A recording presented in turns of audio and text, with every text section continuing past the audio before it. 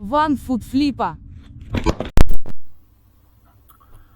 Hello everybody, it's Paige the 1 Foot Flipper here. I think this is my 5th video now. I have been absolutely amazed at the number of subscribers I already have and the number of comments. I think I'm at 68 or 69 subscribers now. Maybe it was 64. I haven't checked since last night, but I only had about 25 subscribers on my old channel that I had for 7 years, and I've already got 2-3 times that in just a couple of days. That is just amazing to me. So if you're watching this, please do subscribe. Another thing I'd like to briefly touch on is in one of my videos explained how I was selling $10,000 a month. And yes, I am selling $10,000 a month. I sold $110,000 last year. The second half of the year, though, was much bigger than the first half because I changed how I did things. But I got a phone call from one of my friends who thought I was making $10,000 a month in profit. I'm not. I'd love to. That is a little difficult to get to that level on eBay, especially when you're slowed down like I am. Like, I can't, compete as well at the Goodwill bins as other people. I can't rush into the garage sale as much. I can't carry as many things. Actually, I can't carry much anything, to tell you the truth, not while I'm walking. And that's something else I need to stop doing. I need to stop buying large things. Down in my basement, I have golf bags, I have coolers. I can't carry these things. I have a small house, and they're taking up way too much room for the amount of money they're eventually going to bring. I just need to stop doing it. My wife complains about it every time, and honey, wherever you are, if you're watching this, you're right. I should stop buying big things at all. Later in this video, we'll be looking at a eBay scam, Garbage Pail Kids Scam, but it could be about anything really that's going around that I just recently got hit with. We'll look at a little bit of footage from a garage sale. My biggest sourcing is not garage sales. My biggest sourcing is buying estates or collections of people who are into tabletop games, Dungeons and Dragons and Warhammer and Magic the Gathering and all that. But those things are difficult to film.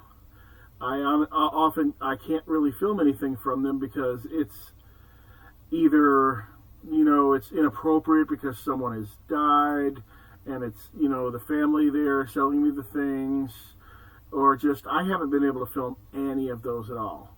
But that is my main number one sourcing, and those are far apart. Those tend to be 8-9 months apart, but when they do happen, I'll spend $1,000, $2,000, $3,000, $4,000 all at once.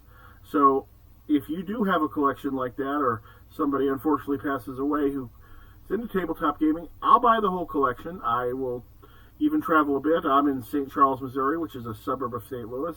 I'll travel a little bit for it and possibly even send it all to me. So get in contact with me if that's you. Okay, now let's go ahead and look at the video.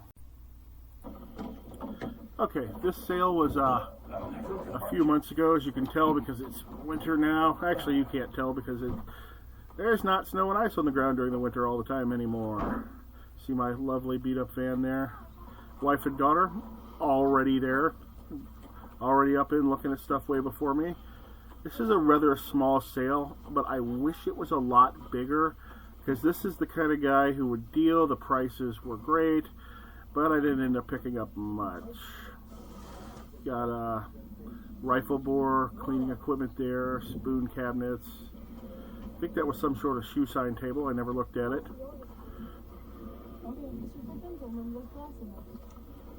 Salad Master cones. Those sell, but they're really not great. I probably should have just left them behind. Especially once I accidentally sold one of those with first class shipping attached and ended up making nothing because they do weigh more than a pound.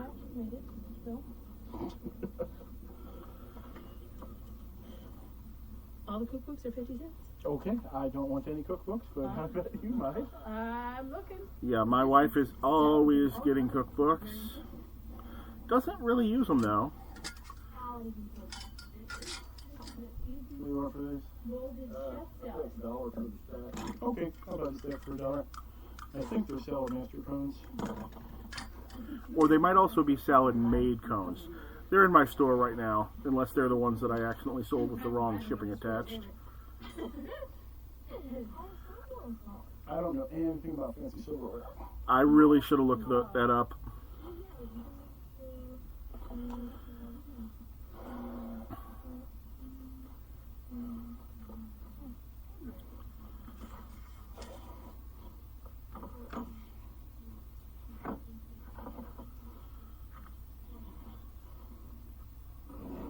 Yeah, I'm going to buy the spoons. Still have the spoons, but I'm feeling good about them. Here? $5 for each set. Okay, I'll do that. They're one of those things that's hard to price, so I started them pretty high each, and I Okay. I like you. I don't even have to argue with your prices at all. How about these guys? Take $5 for the set. That's for finger, and then that's for pulling your bolts out of your targets. All right, I'll give those to my friend Chad. Sorry, Chad, I forgot that I said that, and I did not give them to you. I sold them both. They were about $10 each. Honey, did you see the cheese board?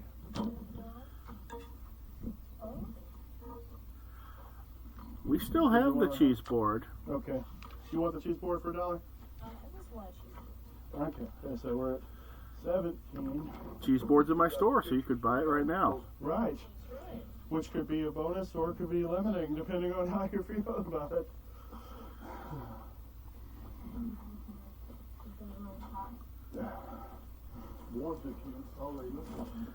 These records are all terrible. Except maybe that one. That one might have been interesting, but I wasn't going to look it up or buy it. But the rest of them is all, you know, Christmas music, family singing, gospel groups. I'm sure there's one in here that I passed up that's probably sellable, and I'm sure somebody will tell me about it in the comments, but I wasn't going to be guessing on bad records like those. And 45s are supposed to usually be bad, so I didn't look too hard at those either.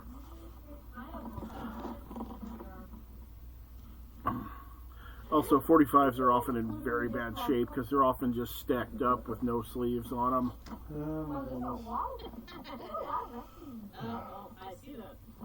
And I don't actually have a record player set up to test records.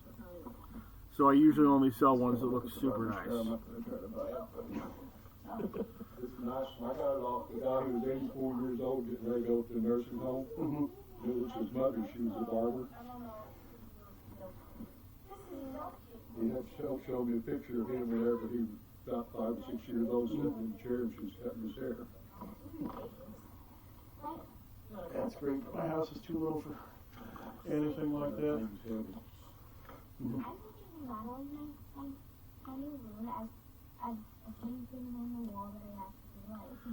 Julie talking about her new room, which she still hasn't moved into yet. Been trying to move her out of... Okay. All right.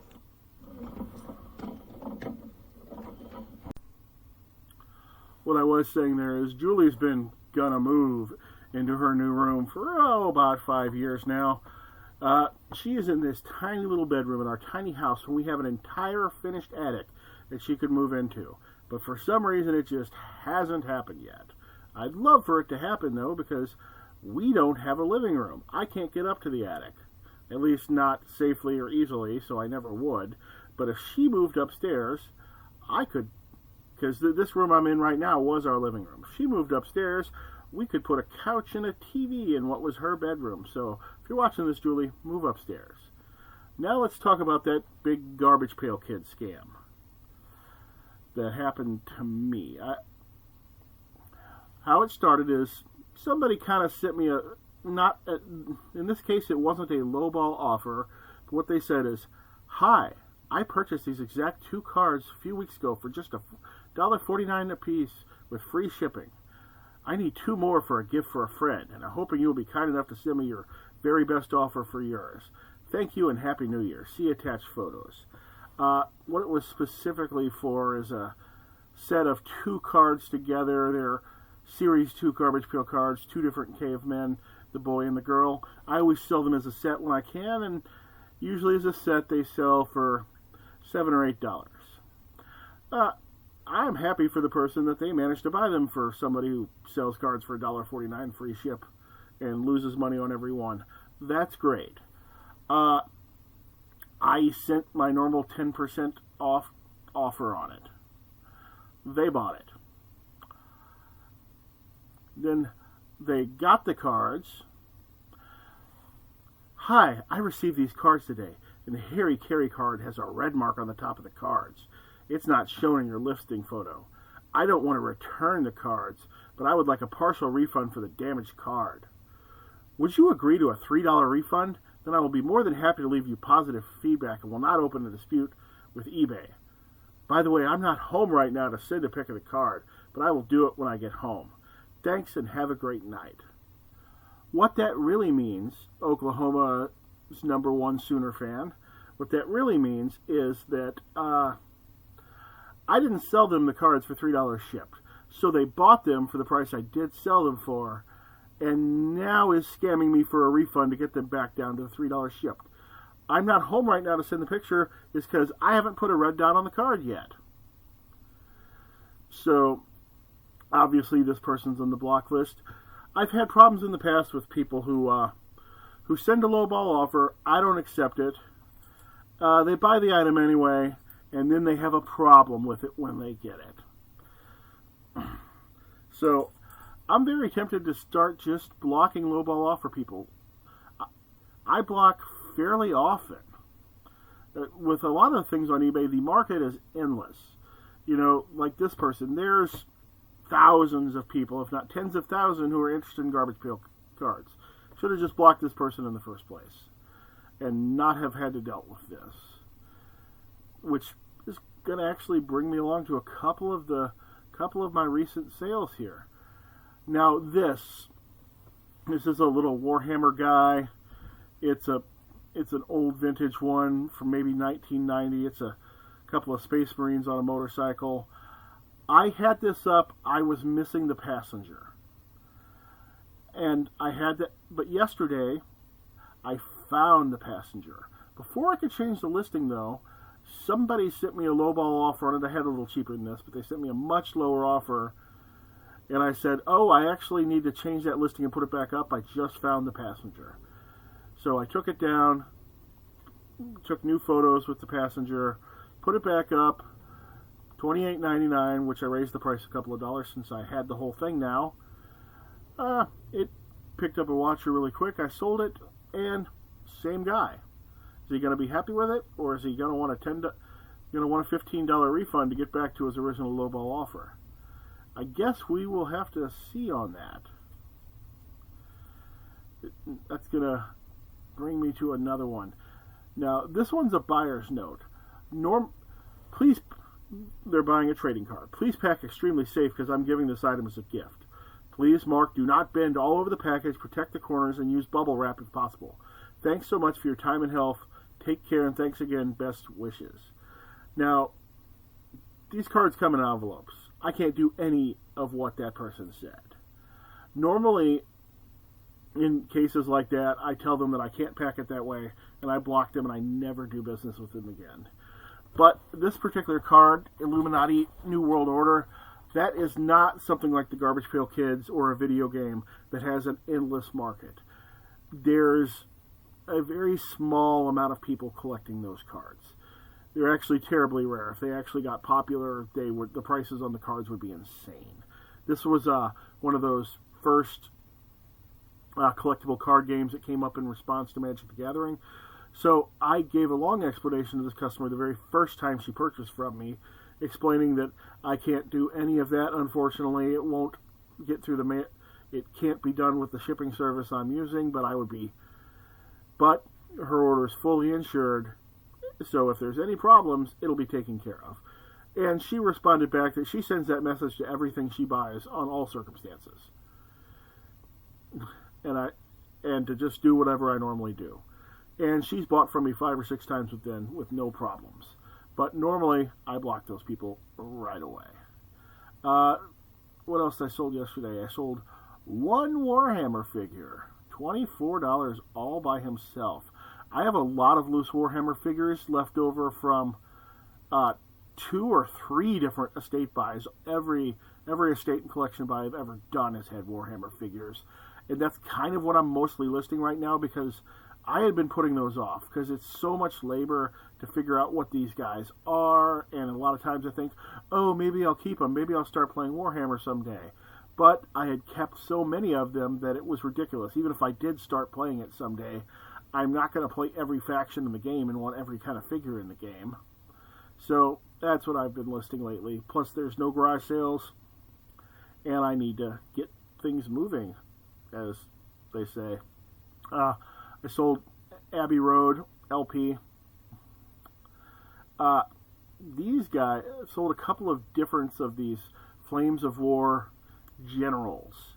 For some reason, the generals, which this is just a little plastic tank or vehicle, for some reason the generals are worth 3 times what the other vehicles are worth, even though it's just a vehicle and doesn't really seem very different than the rest of the vehicles for the games, which usually sell for more like $20. I mean, they were originally like $10 MSRP, but they don't make them anymore. So I've had a couple of these at this $60 to $70 price level. This is just an example of something that could have possibly just gone in the trash that we decided to sell. My wife at some point, or somebody gave this to my wife, or somebody gave me my wife a tea kit, I'm not sure what, but it had a wooden chicken box. I put it up. It sold for $10. Calculated shipping, I think, said $16, but I was able to ship it for $9, so I made like $13 off that after fees. And last thing I sold yesterday of note, there's always a bunch of trading cards and video games and boring things that I'm not mentioning, is gourds. I have not an unlimited supply of gourds, but I have a close to unlimited supply of gourds. They're a pseudo consignment item. I have a friend who brings me a big bag of them every time I run out. I pay her for the last bag every time she comes along. So I've always got a lot of those. And I think that is just about everything that we're going to talk about today. I'd like to particularly thank American Arbitrage and Mountain Man Treasures. They've been big inspirations to me. Thanks a lot. Remember, like and subscribe.